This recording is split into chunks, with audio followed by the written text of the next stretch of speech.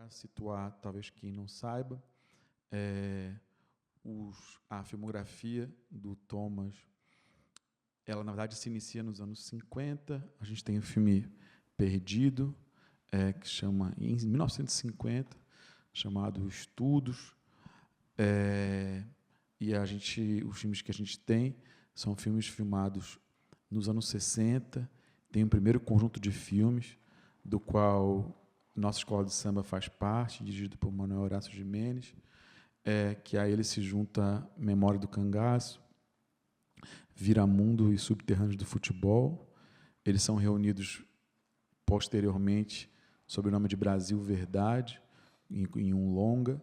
São primeiro 4 filmes feitos entre 64 e 65, e eles participam de um conjunto de novidades, tanto técnicas quanto conceituais, em relação ao que se podia fazer em cinema documental nos anos 60.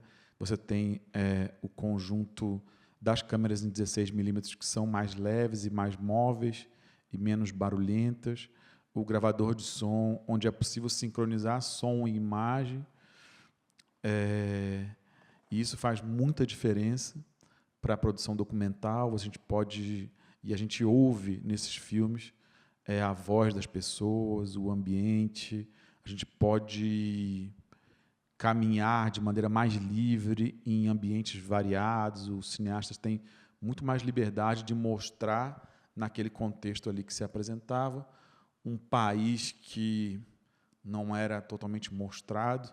E esses filmes começam, esse grupo de filmes de 64 e 65, logo após o golpe militar aqui no Brasil, e eles têm, bastante consciência desse contexto onde eles se localizam. Originalmente era um projeto que falaria da questão da terra e do campo, das ligas camponesas, só que um pouco antes Eduardo Coutinho estava fazendo um filme sobre o mesmo tema, que lá já se chamava Cabra Marcado para Morrer, que acaba sendo interrompido pelo golpe militar, e o grupo, junto ao Thomas, pensa como sustentar o interesse em retratar um país de maneira crítica e muito interessado nos modos de sociabilidade, de criação de populações, digamos, marginalizadas na sociedade, mas não só, mas, acima de tudo, que tentando sustentar e materializar uma visão crítica do Brasil, sem também correr o risco de ser preso, e ser pego. Então, tem uma coisa tem um gesto discretamente contracultural que talvez sem a moldura do tempo histórico a gente não consiga perceber hoje. Era um momento onde nem de tudo se podia falar. E, alguns anos depois, junto a um grupo maior de técnicos e cineastas, ele vai fazer um conjunto de 19 filmes chamado A Condição Brasileira. Esse esforço começa em 68, muito a partir dos estudos do cineasta baiano Geraldo Sarno, e também do baiano Paulo de Soares e do Sérgio Muniz. Acho que é o trio assim, principal de colaboradores do Thomas, nesse conjunto de filmes que vai para Ceará, Pernambuco, Bahia, está faltando mais um estado, Paraíba, exatamente, e fazem esses filmes, que estão lá no canal Thomas Farkas, no thomasfarkas.com, que o Guilherme trabalhou e nos ajudou com essa disponibilização.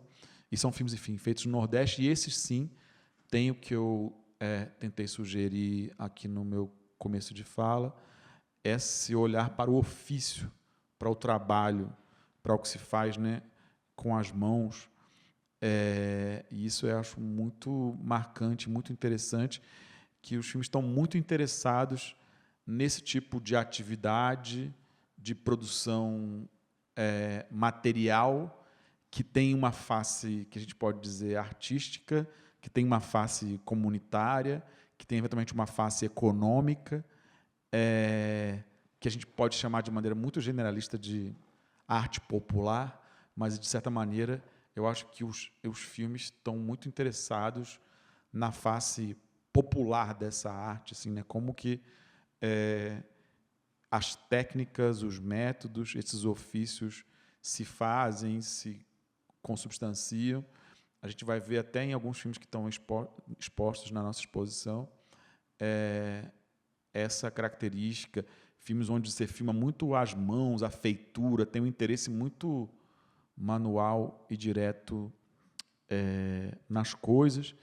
E eu acho que, para terminar, tentando produzir algum tipo de síntese aqui, também fazendo um link com o material que a gente tem na exposição e que também tem no site, que é a tese defendida pelo Thomas aqui na USP, que eu acho que tem um título que não me parece à toa, que se chama o documentário como método de trabalho, no sentido que parece uma coisa, talvez um título geral, mas se a gente for pensar o documentário como método, pensando a ideia mesmo de cinema, eu acho que tem uma linha de diferença aí, pensando que o documentário é necessariamente um cinema que você faz em relação a alguma coisa que existe, em relação a um ambiente, em relação a outras pessoas, em negociação com o espaço, é algo que necessita de uma espécie de interação ou colaboração,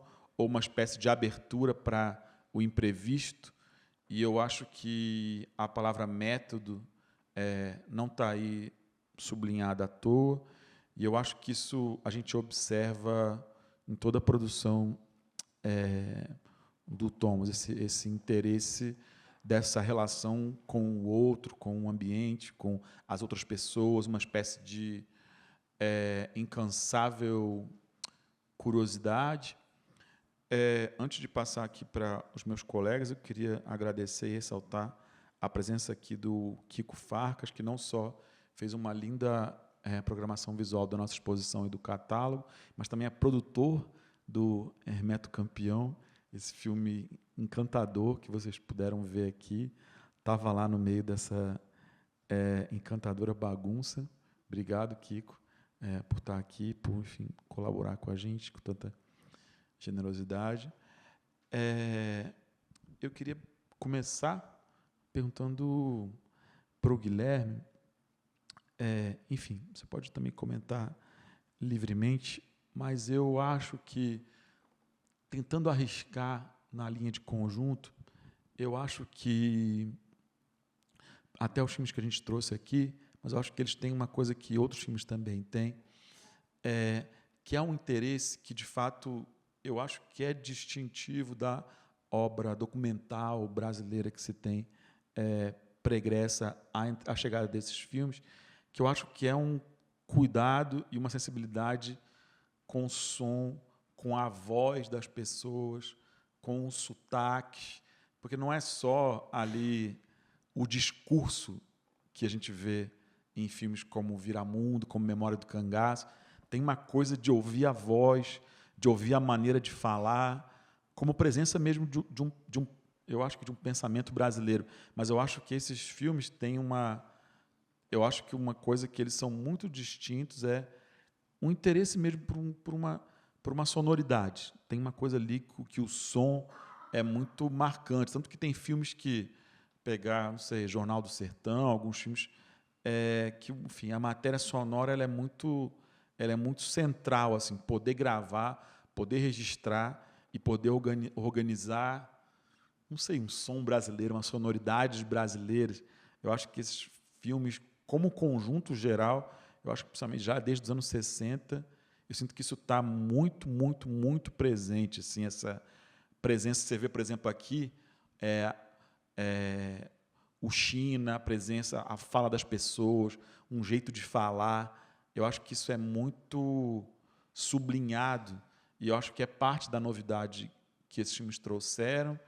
E eu acho que, quando a gente chega no Hermeto, eu acho que isso é talvez o cume desse tipo de interesse, assim, né, da pluralidade de um som que nem é mais totalmente humano, né, que é do ambiente, que é dos lugares, que é dos animais, mas eu acho que é possível fazer essa linha.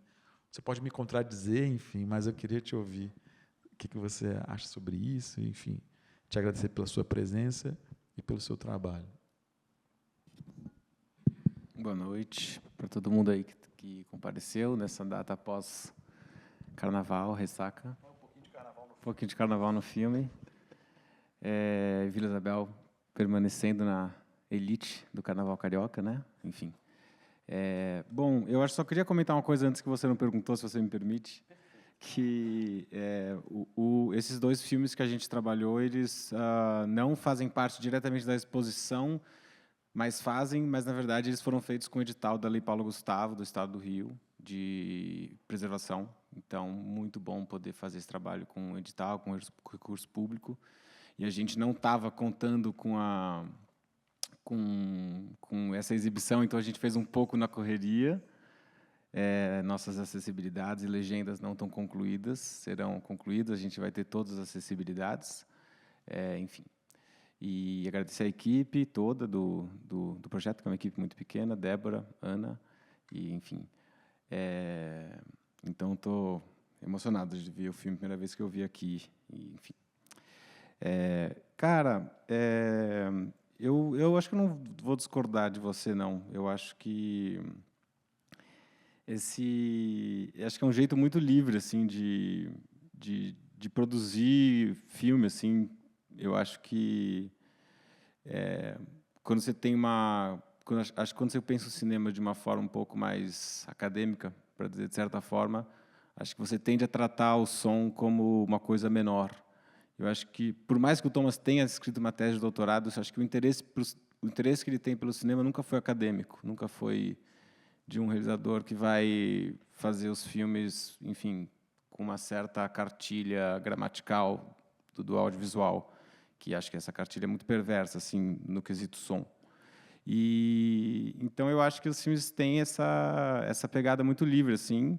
E eu acho que durante muito tempo os filmes ficaram atrelados ao modelo sociológico, e acho que isso a gente acho que rola uma espécie de uma vontade de redescobrir os filmes. Eu acho que o Hermeto específico tem muita galera em volta dos filmes do Thomas, né? É legal trazer essas pessoas também. Tem uma pesquisadora da UFMG que escreveu uma tese sobre o improviso no cinema, e o Hermeto era um desses filmes, e ela estava em 2018, quando a gente lançou o canal, e ela foi uma das pessoas que lendo o trabalho dela, eu pude pesquisar um pouco sobre a sofisticação que é o pensamento do som no Hermeto, que eu acho que tem a parte mais fácil de restaurar o filme foi quando era a tela preta e os sapos. Eu ficava brincando com o colorista. Esse se deu bem. Mas, enfim, você tem um filme com tela preta e som, eu acho que não é muito comum, né? Sim, é uma coisa um pouco meio... deu erro no arquivo. Então, eu acho que tem um pensamento...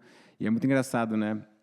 Tem várias coisas que você vai escutando. Por exemplo, tem a voz do Pedro no início do filme, que o Hermeto está falando. Aí você improvisa, não sei o que. Aí algum dos músicos fala...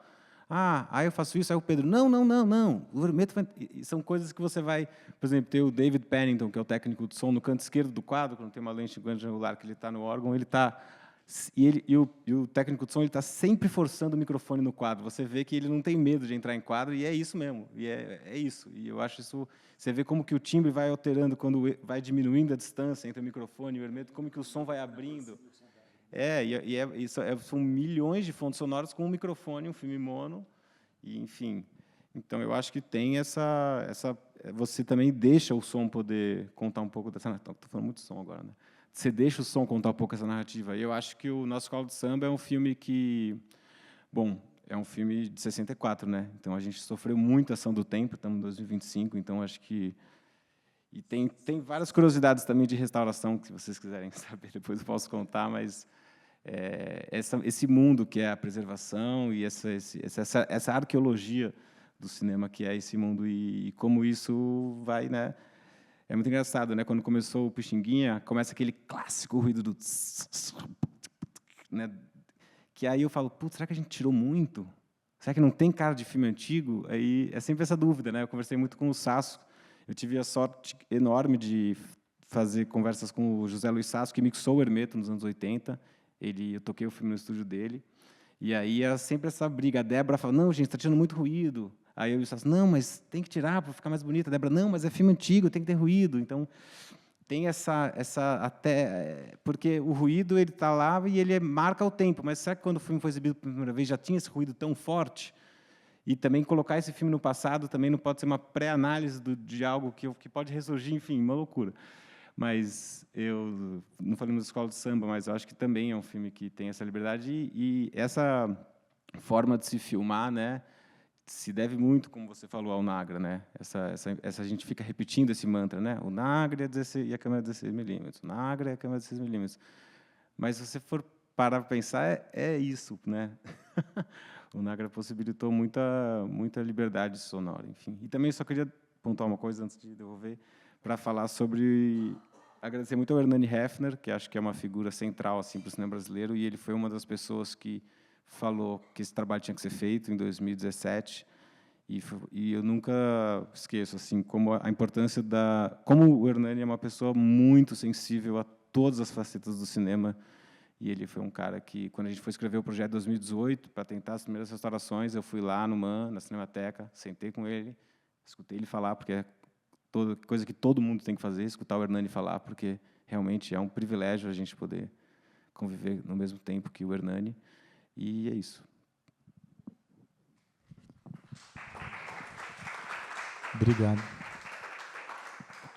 E, através do canal do Tomás Facas, eu conheci o trabalho da Isabel, que achei notável, e é engraçado porque o Guilherme falou da questão de uma chave interpretativa do trabalho dos documentários do Thomas ligados ao trabalho do Jean-Claude Bernardet no livro O Cineasta e as Imagens do Povo, em que a maneira que o Jean-Claude organiza é colocando boa parte dos filmes feitos nos anos 60 ali pelo grupo junto ao Thomas, no que se chama de modelo sociológico, e, de certa maneira, isso pegou, por um lado, numa certa escala, numa escala de estudos de cinema, e foi muito entusiasmante ler o trabalho da Isabel em relação à comparação dos filmes, em especial de algum deles, A Mão do Homem, o Best, em relação ao trabalho da Lina Bobardi, e um certo pensamento, enfim, vou me arriscar aqui um pouco sobre, enfim, eu acho que uma ideia de modernidade brasileira, de uma ideia de uma atenção metodológica muito grande ao que se pode chamar, não sei, de arte popular, de certa forma, e fiquei muito feliz de ler o trabalho lá nos primórdios da gente pesquisando as coisas para a exposição aqui. Foi uma das leituras assim que me pareceu muito férteis, porque muitas vezes a gente fica em chaves interpretativas um pouco restritas e girando em torno de um mesmo eixo, e eu acho que os filmes do Thomas, acho que eles são muito diferentes entre si, se a gente presta atenção neles, e acho que eles abrem possibilidades muito amplas de pensamento, tanto sobre o cinema, quanto sobre o Brasil, quanto sobre os seus temas, e em relação à sua linguagem, ao seu método ou tema. Então, eu queria convidar você, enfim, a dividir um pouco suas ideias em relação a isso. Não são esses que a gente exibiu, os filmes que estão tratados no seu estudo, mas eu sinto que, pelo menos eu sinto assistindo, que há uma relação de afinidade, porque eu sinto que tem um mesmo projeto, ou um mesmo projeto político, ideológico, plástico, que está tocando ali os seus interesses de pesquisa. Enfim, se quiser comentar algo relacionado a isso, agradecer a tua presença e a contribuição do teu trabalho. Obrigada pelo convite, em primeiro lugar. Boa noite a todos. Estão me ouvindo bem? Legal. Talvez explicar um pouco, em linhas gerais, o que é o trabalho, assim, porque as pessoas podem falar ali na bobagem, Farcas. Eu já respondi isso algumas vezes, mas, na verdade, um dos filmes que o Juliano mencionou, que é um filme do Paulo Gil Soares, né, e é da leva ali de 69, se chama A Mão do Homem. E a minha pesquisa começou porque esse filme tem, nas cartelas, né, dos créditos iniciais, uma dedicatória à Lina Bobardi. Ele diz, esse filme é dedicado a Lina Bo. E aí eu comecei a explorar que relação era essa, interessada, porque me parecia que não era uma dedicatória assim, apenas afetiva, né, de cunho pessoal, mas, na verdade, um diálogo intelectual mesmo, e me interessou explorar um pouco mais isso. E aí, conforme a pesquisa eu fui desenvolvendo, encontrei muitos indícios, não só de diálogos entre o Paulo Gil Soares e a Lina Bobardi, mas entre várias pessoas envolvidas, né, nesses filmes, e esses diálogos acontecendo em vários lugares de produção intelectual. Então, assim, comecei a ver que a Lina Bobardi escreveu artigos em revistas universitárias, na época em que Paulo Gil Soares e Glauber Rocha e Geraldo Sarno eram estudantes na faculdade, na UFBA, né, na Universidade Federal da Bahia, lá em idos de 1958. Então, ela escrevia artigos e fazia, inclusive, fez comentários sobre a revista de poesia que Glauber Rocha e Paulo Gil Soares editavam juntos quando eram estudantes, assim, nem estavam na faculdade ainda. Enfim, e aí isso foi se desdobrando para uma série de tangências, porque também o Thomas Farkas, por exemplo, foi responsável pelo laboratório fotográfico do MASP, na época que o MASP foi criado e que ele tinha uma espécie de escola técnica, que foi a primeira escola de design do Brasil, na verdade, que era o Instituto de Arte Contemporânea. Então, essas pessoas dialogavam através de múltiplas plataformas e, a meu ver, com um interesse comum muito grande por participar da cultura pública, né? Porque era uma época não só de definição de como se faz filmes, documentários, quer dizer, acho que é um momento de definição muito importante disso, mas também de como se fazem museus, de como se fazem revistas, de como se fazem jornais. Era um período de transição técnico e de linguagem enfim, muitas plataformas. E, para mim, o meu interesse específico na Lina Bobardi é sempre pensar nela como uma arquiteta intelectual interessada em participar do debate público, porque, para mim, isso é uma importância muito grande, ou deveria ser, da arquitetura, né? E aí é muito legal como, observando os filmes feitos por diferentes diretores, mas por esse grupo, né, que tinha um trabalho coletivo muito importante e em diversas frentes, algumas delas essas que eu estou contando, né, não apenas filmes, mas revistas, mais exposições, festivais, enfim. Existe, para mim, pelo menos nos filmes nessa leva, que é de 67 a 69, que são feitos principalmente nos estados do Nordeste brasileiro, existe uma espécie de espelhamento e de reflexão que acontece entre os realizadores e os sujeitos dos seus filmes, né, em muitas ocasiões. Porque, se a gente parar para pensar, essa coisa da câmera 16mm e do Nagra é uma novidade, é uma coisa que está sendo explorada e ensaiada, né, assim, não pela primeira vez ali, mas são seus passos iniciais. E aí é muito interessante, porque eu pude entrevistar, né, o Geraldo Sarno e o Sérgio Muniz, antes deles falecerem, durante a minha pesquisa. E aí comecei a entender como eles relatam a feitura desses filmes como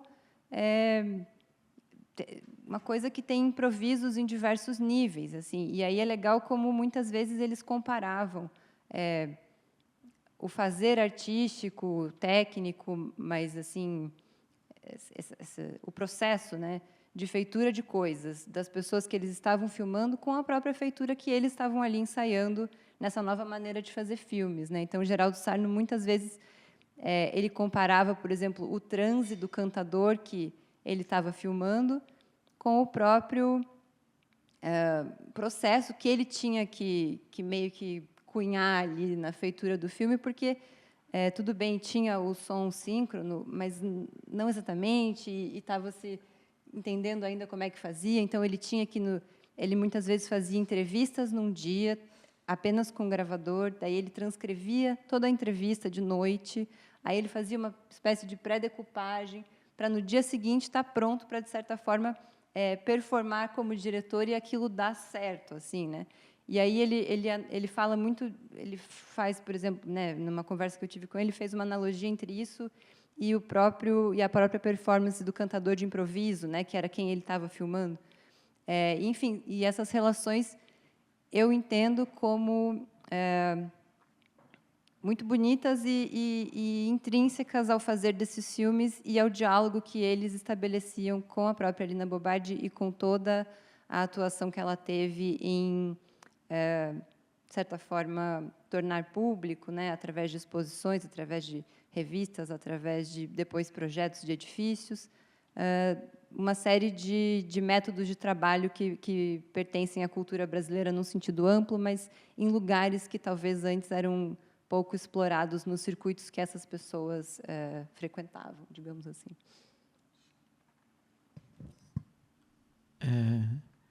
Eu gostaria de ouvir vocês que estão aqui presentes, se tem perguntas para os nossos convidados, se tem comentários.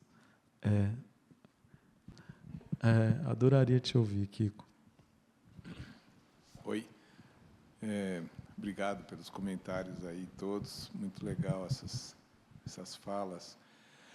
Eu só queria comentar que você falou, né, do interesse do Thomas pela fala.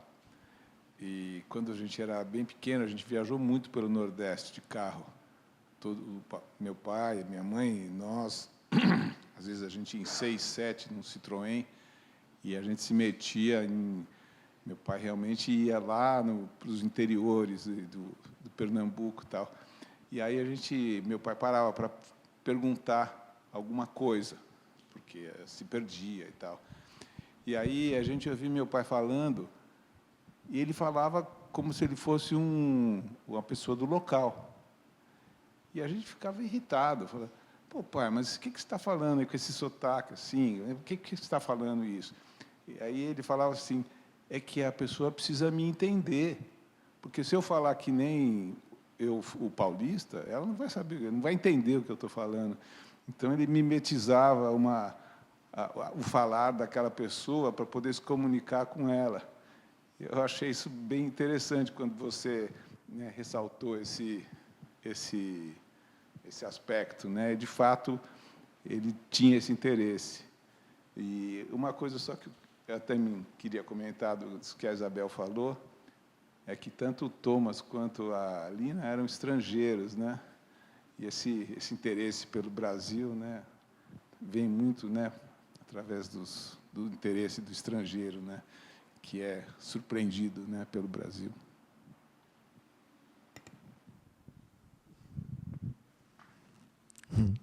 Que barato. Acho uma ótima fala mesmo, né? E também que tem a ver, acho que a Isabel falou o espelhamento de alguma maneira, né? E de certa maneira incorporar o outro, enfim. Você quer responder de algum? Não? Tá bom. Alguém quer trazer algum ponto? Eu tenho Sérgio, meu companheiro de trabalho. Oi. É muito legal estar aqui ouvindo vocês. É realmente uma oportunidade super interessante. E eu fiquei com uma questão a respeito do filme do Pixinguinha, que eu entendi que o filme foi filmado sem som. E aí a gente vê com som, e eu queria entender como é que aconteceu essa costura entre uma imagem, um filme sem som, né, e essa música que parece tão igual, assim, parece que foi gravada no mesmo dia. Como é que foi isso? Eu não tenho informações hiper aprofundadas, mas o filme foi sonorizado, né? Ele foi recriado aqui, inclusive, pelo Instituto Moreira Salles, acho que buscando ali o que eles estavam tocando, e uma pesquisa mesmo, né, de sonoridades e tal. Acho que esse efeito foi produzido, mas esse som não é o som ali da gravação que o Thomas fez em 54. Mas acho que teve um trabalho muito cuidadoso de construção e reconstrução. Mas eu não sei te dar detalhes sobre esse processo, porque eu já vi o filme pronto, não sei assim, as minúcias desse trabalho, muito bem feito. Mas, enfim, não tenho muitas informações para te ajudar sobre isso.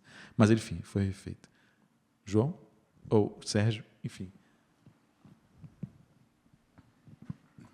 Sim, eu queria um pouco pensar essa relação do Geraldo Sarno, Paulo Gil, Lina Bobardi, a própria questão do MAN na Bahia, né, final dos anos 50,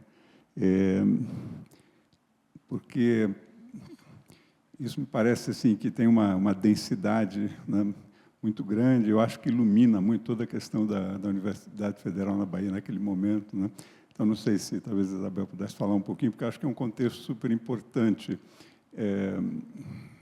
e que aponta, e aí talvez falar um pouquinho do Paraíso Juarez, que, no fundo, é um filme, né, do contexto, mas que trata de um tema mais urbano, da questão, né, de um processo ali artístico, de uma documentação também de uma demolição em vias de acontecer, né, mas que eu acho que guarda uma relação, talvez, no contexto dos filmes também, né, não exclusivamente no contexto, digamos assim, mais das tradições mais rurais do interior, mas também, eu acho que essa relação na Bahia, naquele período, a própria presença da Lina lá, tudo isso tem uma sinergia que eu acho que informa, né, muito provavelmente, tanto o Geraldo Sarno, Paulo Gil, em vários aspectos, né, mas, enfim, e que eu acho que amplia essa relação até do Thomas com a Bahia, né, no sentido que já é um marco desde aquela época.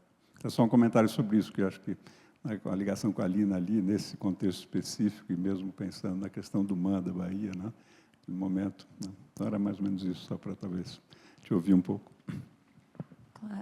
Claro. Acho que a Lina é relativamente bem conhecida por ter atuado principalmente, né, em Salvador e em São Paulo. Acho que até grande parte da obra construída depois, né, edificada dela, está nessas duas cidades. Mas o que aí também eu pude ir, enfim, pesquisando e concluindo com mais, enfim, evidências, é que essa coisa, por exemplo, o Paulo Gil faz essa dedicatória a ela, e o Geraldo Sarno também menciona ela em diversas publicações ao longo dos anos 60, mas o filme é dedicado a ela em 69, mas 11 anos antes, ela estava na Bahia por um período curto, daí depois ela se envolve como diretora do Museu de Arte Moderna, né, então fica lá por mais algum tempo. Mas, em 58, né, quer dizer, 11 anos antes do filme, ela dá umas aulas na universidade, no curso de arquitetura, mas eles estão em outros cursos.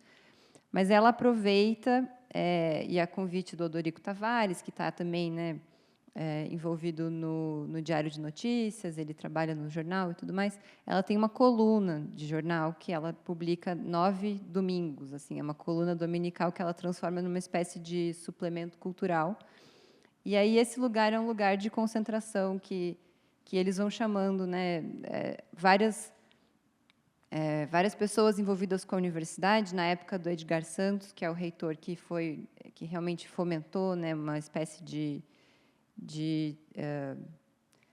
enfim, tem um autor que chama disso de renascimento baiano, né, nos anos 50, que é o Antônio Risério, né? E aí muita gente participa dessa coluna e se discute ali música concreta, poesia concreta, tem a ver com os programas que estão sendo ensinados na universidade, mas a Lina Bobardi sempre tem uma espécie de agenda, digamos, em todos esses debates, né? E aí é muito interessante, porque ela começa... ela e o Paulo Gil Soares, eles têm uma pequena troca eles têm uma discussão, assim, impressa no jornal, e eles não são... uma discussão hostil, até, porque ela critica muito a poesia que ele e Glauber Rocha estão fazendo lá na revista literária deles, e ele responde muito mal, assim, enfim... Só que ela tem 20 anos a mais que eles, então é uma coisa interessante. Mas é um momento fecundo, porque você vê que 11 anos depois, eles também participam juntos do set do Deus e o Diabo na Terra do Sol, né? Ela faz uma participação que nunca fica muito clara do que se trata, mas um pouco direção de arte e tal. E aí, 11 anos depois, ele coloca não só a dedicatória, mas ele coloca... tem tipo uns folhetos, umas fichas técnicas que são depois da distribuição dos filmes, né?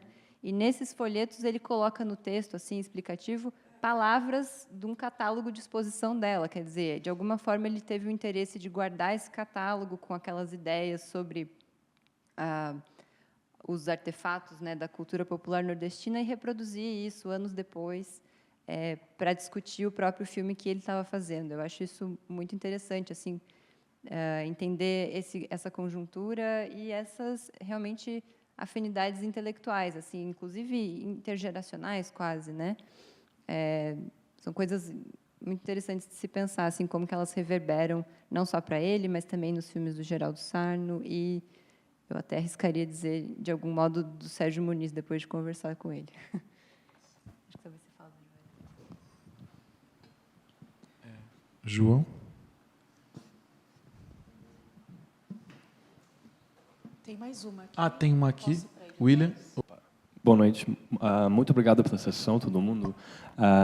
No início, Juliano, você falou sobre o canal Thomas Farkas e como não tem muitas coisas assim no mundo do cinema brasileiro, de um grupo de filmes disponível de graça para o público. E eu queria perguntar a Guilherme para falar um pouco mais sobre como vocês conceberam esse canal e a decisão para disponibilizar esses filmes para o público numa qualidade boa, quer dizer, todos os filmes de Thomas Farkas, eu acho, são disponíveis lá de graça, numa qualidade, inclusive, muito bom, né, em HD, vários filmes.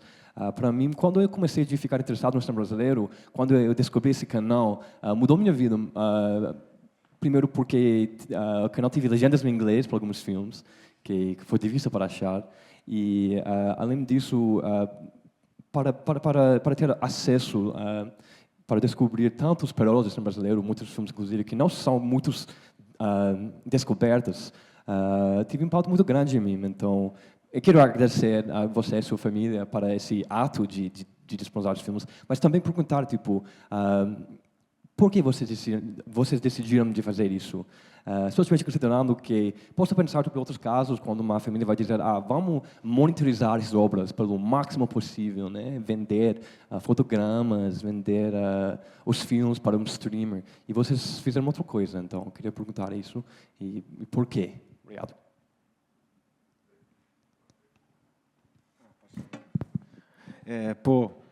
Agradecer muito ao William, não pela pergunta, mas porque é um cara maravilhoso aí, parceiraço nosso, fez muitas legendas, um cara super... Agradecer muito a você, William, sempre. Cara, eu acho que... Eu não sei a resposta. Eu acho que... Eu nunca... Não era muito ligado nos filmes, assim, nunca via, mas, assim, de um dia para o outro, eu decidi, sei lá, incorporei isso como uma missão assim de vida, de fazer esses filmes existirem o máximo possível, e não sei por qual motivo. E eu fiquei meio aficionado por essa ideia.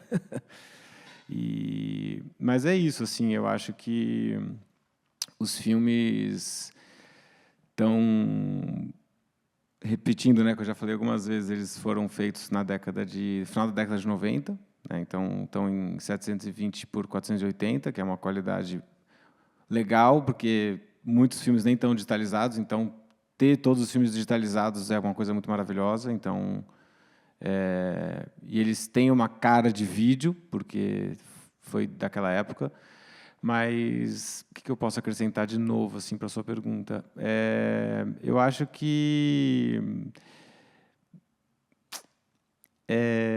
eu não sei, eu não convivi muito, eu não tive muito diálogo intelectual sobre filmes com ele, então não sei, mas eu acho que ele ia gostar disso, que os filmes estivessem disponíveis, que uma coisa lá que está na cartela, né, que o corte do curta, ele é diferente do corte que foi para o longa, que é o Brasil Verdade, que então, se ele tentou distribuir esse filme no final dos anos 60, Eu acho que em várias entrevistas ele menciona da vontade que ele tinha da distribuição. Então, acho que como a exposição já... Vocês falaram no debate de abertura da exposição, é uma pessoa que pensa várias disciplinas, né?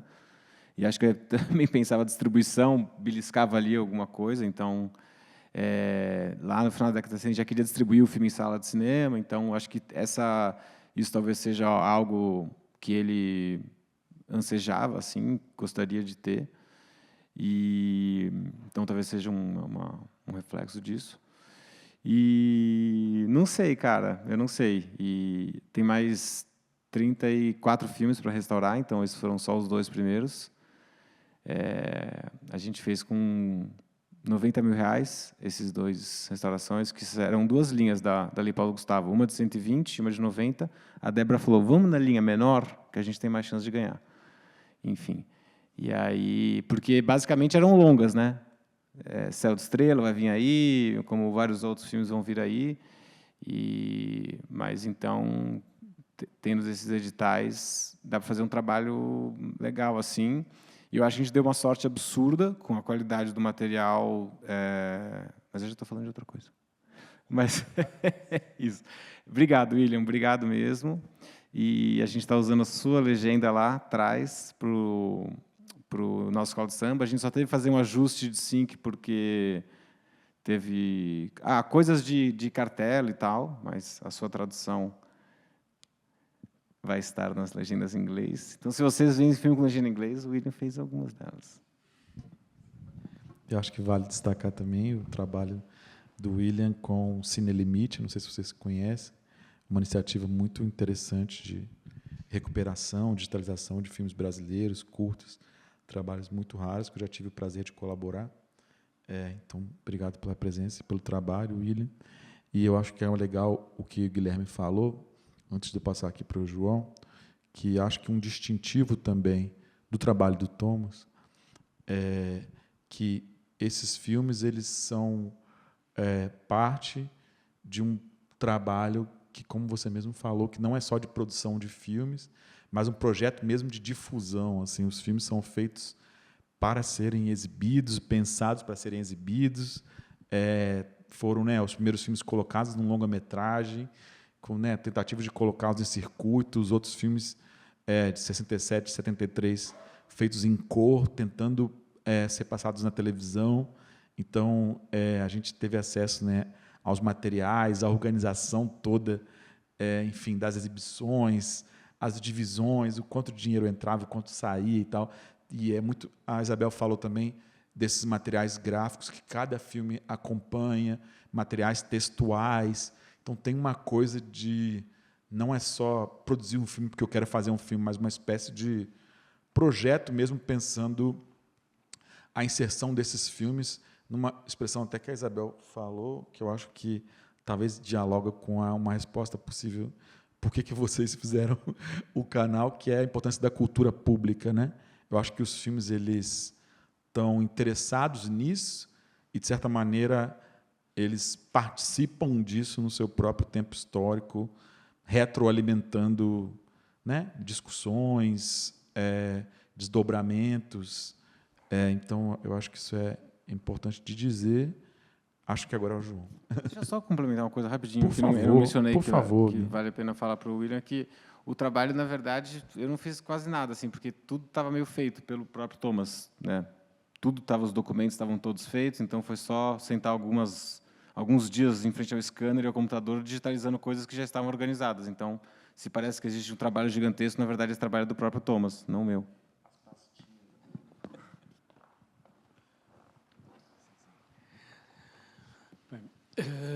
Primeiro, Juliana, muito obrigado por este ciclo e por esta sessão de abertura.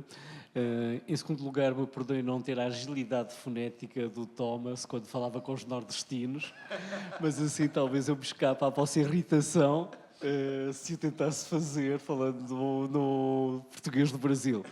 Mas me atrevo a um esclarecimento e é uma pergunta. Quando eu cheguei ao Instituto Moreira Salles, uma das histórias que me contaram e que me encantaram foi precisamente a história da sonorização deste filminho do Pixinguinha.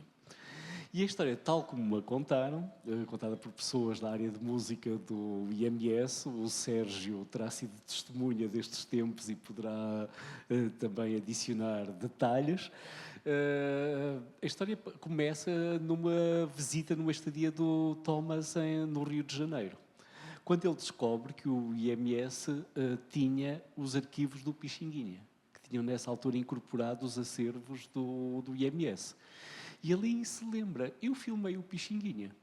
Aí toda a gente ficou admiradíssima, como é, você filmou o Pixinguinha, mas não há filmes do Pixinguinha.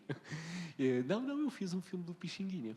Então ele aí terá encontrado o filme do Pixinguinha. Quando ele encontra o filme do Pixinguinha, coisa a que se refere no filme, aí a área de música do IMS se dedicou a restaurar o som, tendo em conta gravações contemporâneas do filme, ou mais ou menos da mesma época, e é uma montagem sonora àquilo a que nós assistimos. É um processo que me faz lembrar a forma como o Glenn Gould, a certa altura do trabalho dele, passou a gravar discos. O Glenn Gould nunca tocava uma peça inteira no piano do princípio ao fim.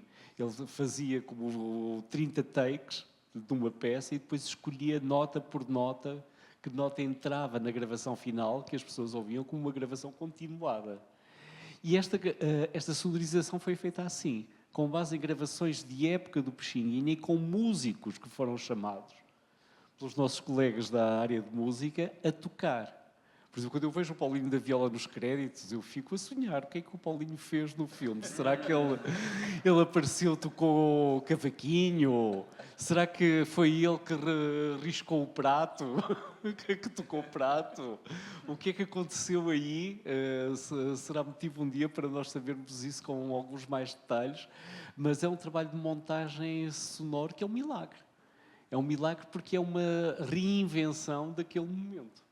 Que o Thomas, com a qual o Thomas ficou feliz. O Thomas era a única testemunha que podia confirmar se o trabalho estava saindo bem ou não. Mas, pelo visto, ele ficou muito feliz com o resultado. E o processo de trabalho é maravilhoso. Agora, a pergunta. A pergunta é, eu acho fascinante e extremamente corajoso este movimento do Thomas em relação ao cinema. Eu suponho, até pelo início da fotografia do Thomas, que deve muito a toda uma herança de um imaginário construtivista. Eu imagino que muitas das utopias que o Thomas tinha em relação ao Brasil, para o qual ele veio viver, se relacionavam também com questões de justiça, de igualdade, com questões políticas que o fazem reagir a uma ditadura que acontece no momento em que ele faz, em reação à qual ele empreende este movimento em direção ao cinema. A forma como o Thomas reúne um conjunto de jovens cineastas para estes filmes acontecerem é um ato de resistência à ditadura. E é um ato de resistência à ditadura que parte de um falhanço que tinha acontecido, a censura da ditadura ao projeto do Coutinho.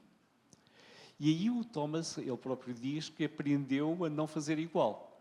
E a fazer uma outra coisa, mas há um Brasil que resiste em imaginários, que ele convoca através de toda esta equipa e deste movimento de produção, que é de uma generosidade inacreditável, mas que é também um ato político notável, de uma coragem extraordinária, de que felizmente a ditadura brasileira não se deu conta e que hoje sobrevive a essa mesma ditadura, com esse Brasil que chega até nós através deste Brasil verdade.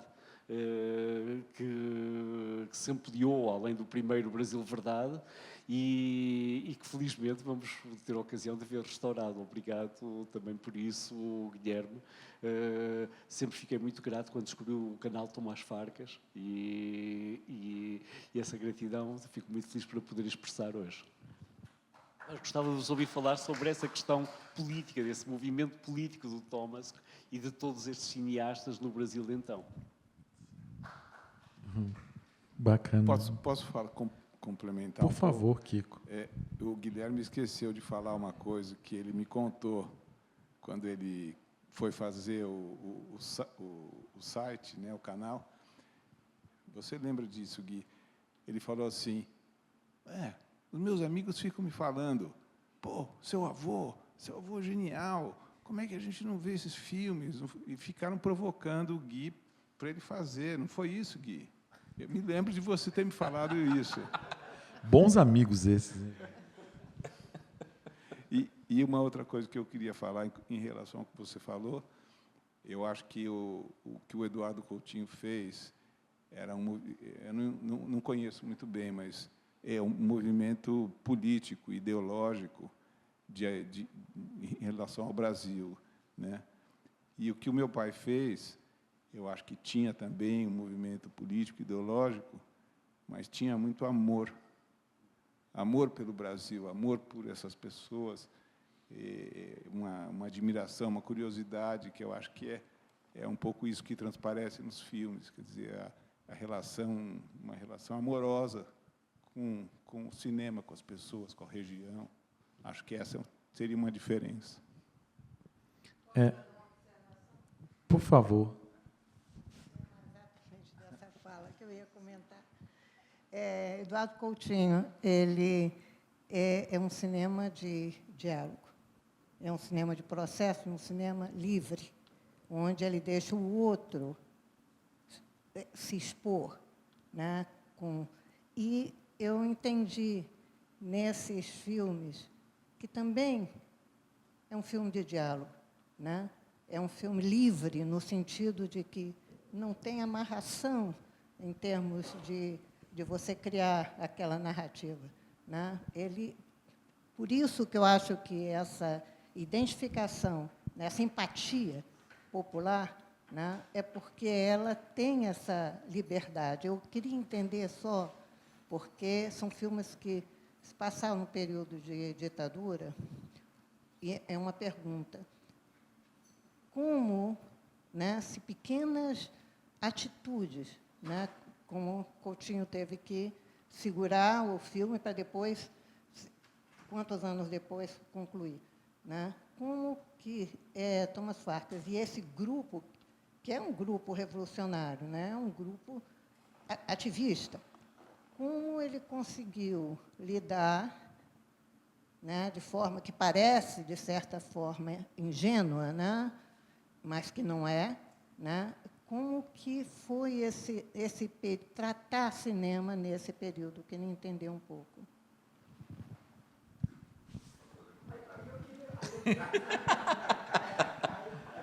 Eu não vou dizer não.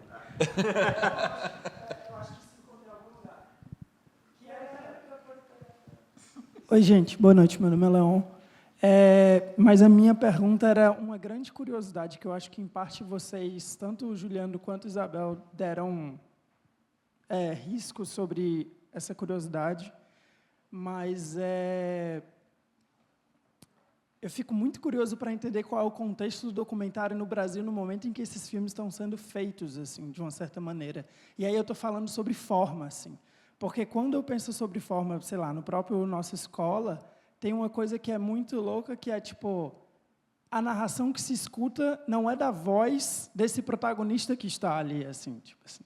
Então, tem um planejamento de um regimento sobre como montar esse documentário, assim, prévio. Assim. Que eu acho que Isabel já fala isso sobre esses outros filmes que tinha na pesquisa dela, mas e que eu não sei nem se eram dirigidos pela mesma pessoa também, mas essa presença do Thomas como produtor e fotógrafo, e depois como diretor no filme do Hermeto, me traz um fio sobre a forma desses filmes. E aí eu estou falando mais sobre os dois filmes do que o último, o do Pixinguinha, porque tem uma característica, tanto no filme do Hermeto quanto no Nossa Escola, que é essa presença de um narrador que, tipo, meio que controla o tom e a característica da personalidade desses filmes, assim, tipo. E esse narrador é tanto ficcionalizado, só que no filme do Hermeto tem uma coisa que é a própria presença da voz do Hermeto, né? E que isso, tipo, beira até mesmo a surrealidade, porque quebra com a imagem do filme, assim. E aí eu não sei se foi uma pergunta, mas era mais... O que é que vocês... E aí é tipo assim, não é para uma pessoa, é para vocês três. O que vocês dizem sobre essas características desses filmes? Porque eu fico meio curioso. Assim. Eu acho que, de uma certa maneira, eles são filmes livres, muito bem planejados, assim, tipo, muito rígidos até, assim, tipo, enfim. Sérgio, quer continuar a rodada aí? Depois vem para cá.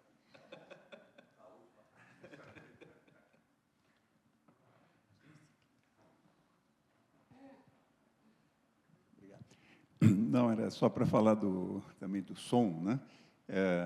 No Pixinguinha, foi exatamente o momento em que se recebeu no Instituto o acervo do Pixinguinha, mas também todas as digitalizações também já disponíveis.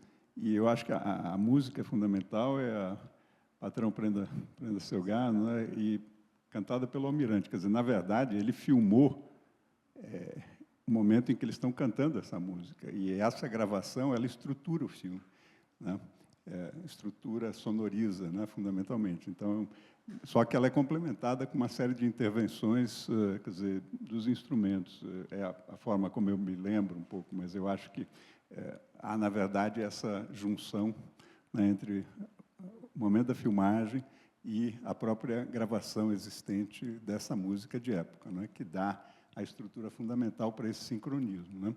E depois ele é todo um pouco mesclado, mas, enfim. E aí eu acho que tem muito a ver com o que o Kiko falou, um pouco dessa relação, né, do Thomas, se a gente pensar nos anos 40, a relação dele com o Rio de Janeiro, né, que depois vai se desdobrar na produção da nossa escola de samba, mas tem uma relação dele quando ele fala da música, dos discos do Pixinguinha, né, que estão até na exposição. Na verdade, tem a vivência dele no Rio de Janeiro, já indo fotografar a escola de samba. Então, eu acho que tem uma relação que, ela, obviamente, tem um contexto político, mas ela vem, na verdade, de uma relação muito profunda e intensa com a cultura, desde jovem, né, que vai depois se manifestar nisso, né? Eu acho que nossa escola de samba, eu vejo muito isso lá. Quando eu penso no filme, penso nessa relação dele com o Rio de Janeiro, já a partir dos anos 40. Né? Pronto. Isabel, quer talvez trazer, enfim, alguma... Acho que a gente vai começar a caminhar para a nossa parte final. Se quiser ou responder algo que apareceu, ou trazer alguma coisa. Talvez responder meio fique mais à de uma vontade, coisa. acho que a casa é informal. Não responder, né, mas pensar aqui junto um pouco. É muito difícil analisar formalmente o conjunto de filmes produzidos pelo Thomas Farkas. Acho que nem...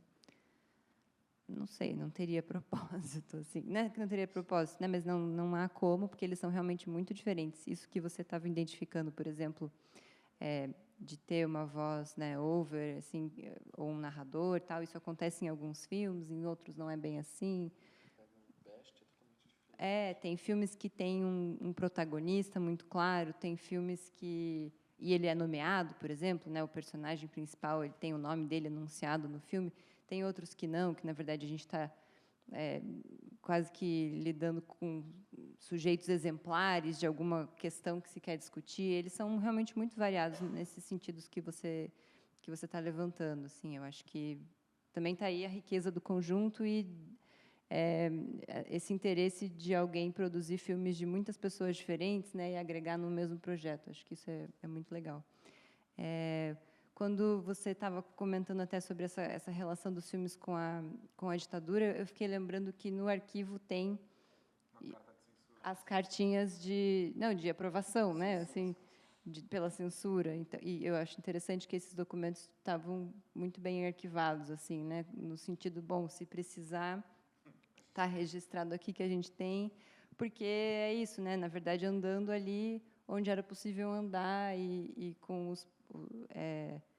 enfim, com uma intenção, inclusive, de que os filmes fossem comercializados, né, fossem para escolas. O Sérgio Muniz dizia que o AI-5 foi um problema nesse sentido, porque ele dificultava que as escolas tivessem orçamentos para atividades extracurriculares de cunho qualquer, assim, artístico. Então, elas não tinham muito mais como ter orçamentos de compra de filmes didáticos, por exemplo. Então, não teve censura, mas teve censura, né? Enfim, ela acontece de formas muito variadas, assim. Então, eu acho que é isso, assim, é legal poder olhar esses documentos e pensar em tudo isso naquele momento E melhor ainda que a gente tenha eles agora, né? Assim, os filmes e todas essas coisas para pensar junto os diversos momentos da história.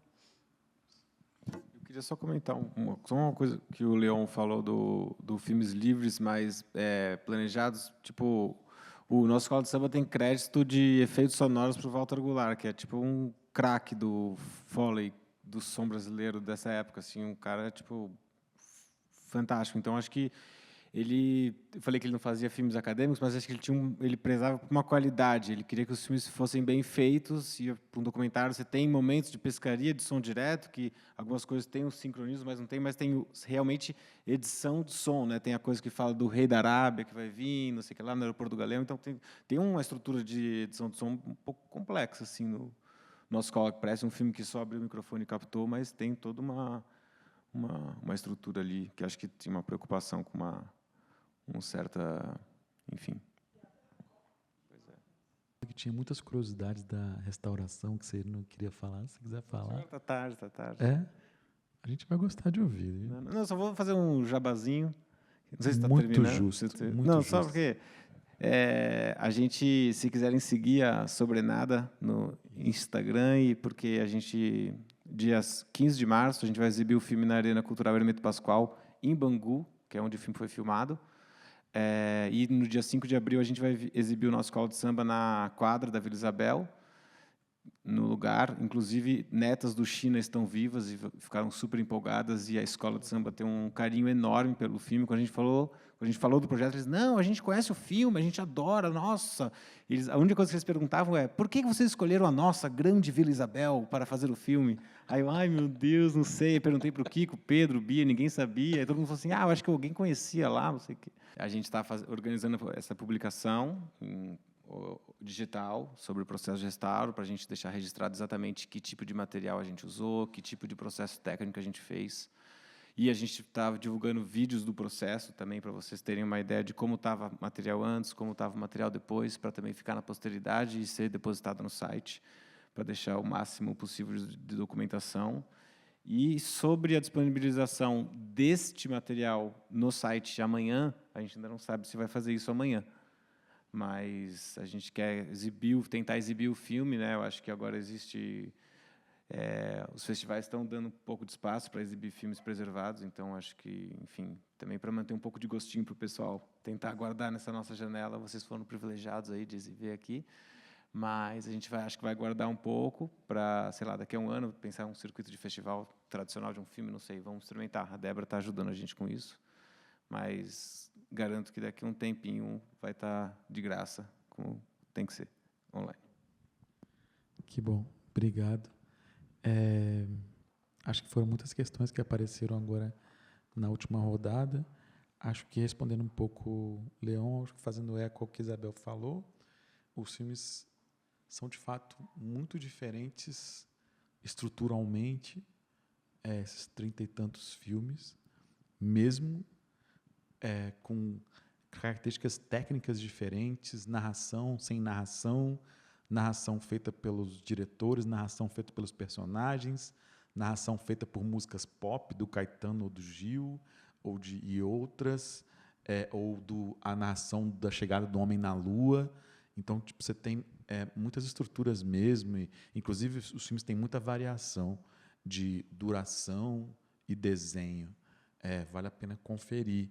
Mas, no caso, esses dois, tentando responder o que você trouxe, eu acho que a fala e a oralidade, né, quando a gente fala, o discurso oral, ele tem uma espécie de... O discurso, digamos assim, o discurso oral espontâneo, ele tem uma espécie de liberdade de ritmo e associação que eu acho que é um mote para a estrutura mesmo desses filmes, no sentido de poder trazer associações insuspeitas, aproximações mais ou menos livres, e jogos de costura mesmo, que eu acho que a oralidade é um bom mote para isso. E pensando até o que o João falou, eu acho muito interessante quando o nosso Escola de Samba coloca ali a música do Zequete, que aquele momento é uma música icônica para a cultura brasileira, né, do espetáculo Opinião, né, uma música icônica, né, da cultura de contestação do regime militar brasileiro, né, o espetáculo, né, com Zequete, a Nara Leão, João do Vale, né, que, enfim, tem a personagem ali, a música vai um pouco atravessando vários personagens e ela é cantada ali, e que eu acho que exemplifica um pouco um tipo de trabalho de contestação política que joga numa zona de descrição necessária, que a gente, por exemplo, lá na exposição, no 8º andar, a gente tem a publicação, aquele impresso dos 4 filmes do Brasil Verdade, onde eu acho que um diálogo até com a imprensa, com o fotojornalismo daquele momento, né, de um trabalho de sugestão imagética, né, que você tem um goleiro defendendo um pênalti que parece um corpo abatido e morto no chão. Você tem lá Os Subterrâneos do Futebol, que é um filme sobre exploração no trabalho, né, que o Pelé fala, o jogador de futebol é um escravo, o Pelé no seu auge. Você tem as imagens do Bando de Lampião, que eram proibidas pelos regimes políticos até então, dos anos 30 aos anos 60, que o Paulo Gil recupera no Memórias do Cangaço. Então, eu acho que isso está posto na medida do que era possível ali, e acho que isso orientou, de fato, o trabalho deles, e é interessante mesmo até o que foi dito como paralelo com o trabalho da Lina, que é essa coisa mesmo que talvez não seja evidente para todo mundo, de trazer jovens cineastas para trabalhar naquele momento em que a barra pesou, em que, enfim, né, você trazer essa galera para trabalhar, fazer coisas e criar um grupo, no momento, inclusive, onde criar grupos e conversar em grupos era potencialmente perigoso, né? Então, acho que a própria movimento associativo, que, inclusive, dá o nosso conceito da exposição, eu acho que ele é uma marca que tem uma característica política bastante importante.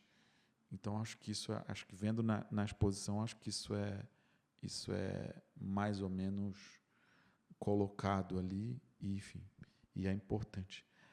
Então, queria agradecer a presença de vocês aqui ao meu lado. Eu relembrando que quem tiver interesse, a exposição termina no sábado, dia 9, domingo, dia 9, e no sábado, dia 8, às 16 horas, a gente tem uma visita guiada. Quem tiver interesse, venha ver. Boa noite, foi um prazer. Vida longa aos filmes de Thomas e às cópias novas. Enfim, obrigado, Isabel. Obrigado, Cinema do Instituto. Boa noite, bom descanso para todo mundo.